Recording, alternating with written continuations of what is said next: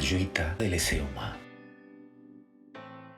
Núria, en els anys ha acumulat vivències que l'han fet més forta i ara, en la senzillesa i bon caràcter, vol compartir amb la gent la forma o mètode que li ha servit a la seva vida. Primer, la que recordo és el viatge de Brasil. Aquí era gris, era trist. Després, quan vaig tenir uns 21 anys, que vaig saber que la meva mare l'havien violat. Després, als 24, un episodi dolorós. A la meva mare l'ingressaven i tot i que li feien el dilluns, jo vaig demanar permís per anar-me'n de cap de setmana amb el meu nòvio i quan vaig tornar el diumenge em vaig trobar que em van fer fora de casa.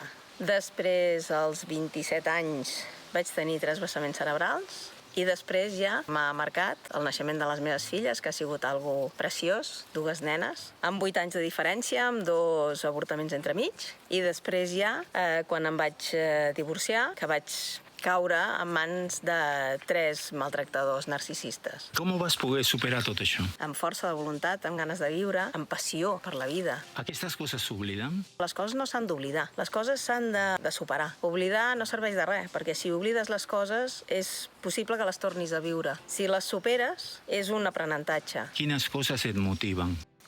Moltes coses. La natura, els ocellets, el riu, la gent. A les teràpies, de quina forma ajudes a un pacient?